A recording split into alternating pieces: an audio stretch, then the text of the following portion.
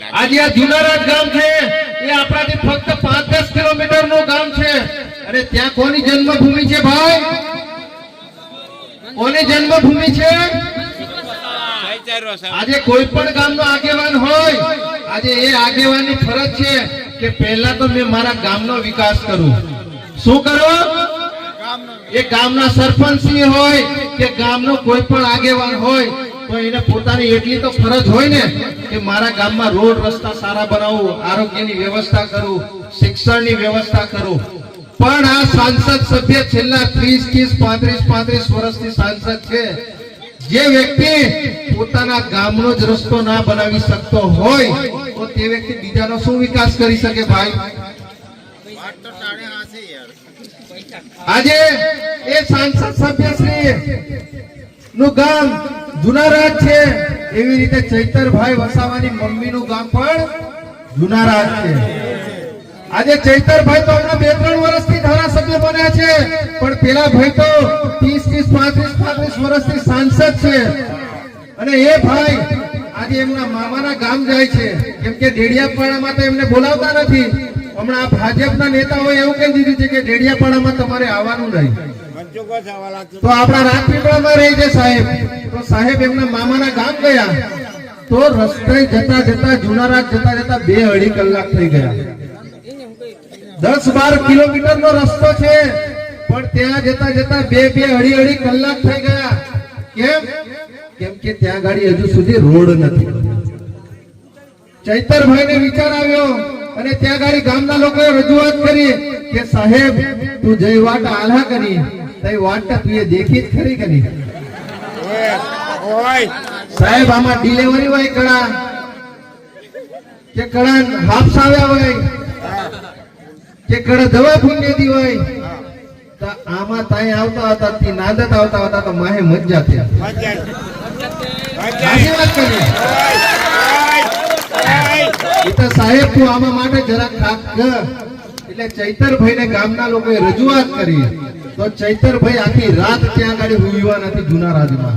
ચૈતરભાઈ ગામના લોકોને બીજા દિવસે બોલાવ્યા અને આ ગામમાં મેં 6 તારીખે આવીશ અને આપણે બધાએ અહીંથી પદયાત્રા કરવાની છે. તો આ સરકારની ઊંઘ ઉડશે કે ખરેખર આ સંસદ સભ્ય શ્રી બહુ ફૂપાળા મારે છે ને બહુ કહે છે કે ખરેખર મારા ગામમાં અમે શું શું કર્યું. તો ચૈતરભાઈ જ્યારે ત્યાંથી ચાલતા 12-15 કિલોમીટર ચાલતા આવે છે ને તો આ સાંસદ સભ્યના રૂવાટા તો રૂવાટા પર જમીન પરથી એમના પગ ખસકી ગયા કે આ ભાણિયો મારો એ જુનારાજથી ચાલતો આવ્યો પણ એમણે કમલમમાં એમણે તાત્કાલિક મીટિંગ એ કરી દીધી અને દર્શનાબેન ની માથે પાડી દીધું કે આ દર્શનાબેન કંઈક ને કંઈક આ ચૈતરભાઈ ને સમર્થન આપે છે. સાચી વાત ને? અરે ભાઈ જે મુદ્દો છે એ મુદ્દો તમે ડાયવર્ટ કરવા કરો છો. ચૈતરભાઈ શું કરે છે, નિરંજનભાઈ શું કરે છે એની ચિંતા નથી કરવાની. તમને અહીંયા ગાડી ખુરશી પર ધારાસભ્ય દર્શનાબેન ને બેસાડ્યા છે, સાંસદ સભ્યને 30-35 વર્ષથી બેસાડ્યા છે. આ રસ્તો બનાવવાની જવાબદારી તમારી છે, કેમ કે સરકાર તમારી છે. આજે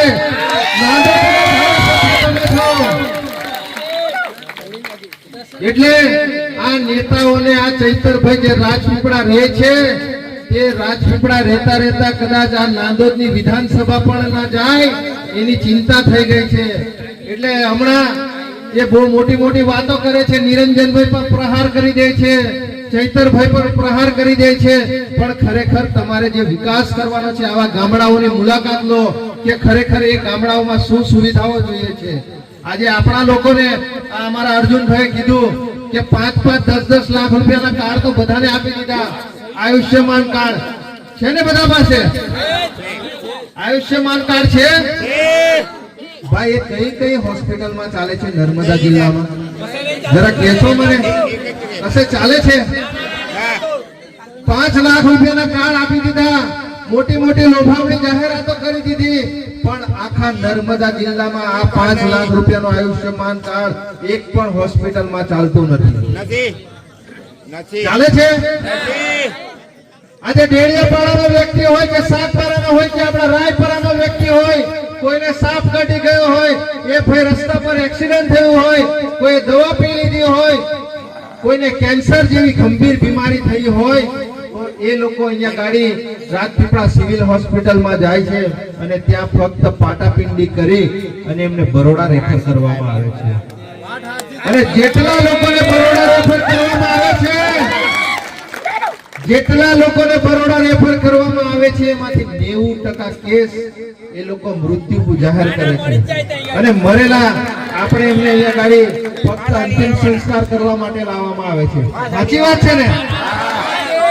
આજે તમે ઘણા બધા લોકો અહીંયા ગાડી જાઓ છો તો અહીંયા ગાડી ડોક્ટર સાહેબ ને કહો છો કે સાહેબ અહીંયા ગાડી અમારા માણસોનું સારું થતું હોય તો તમે સારું કરી દો, અમારી એટલી કેપેસિટી નથી કે અમે એમને બરોડા સુધી લઈ જઈએ.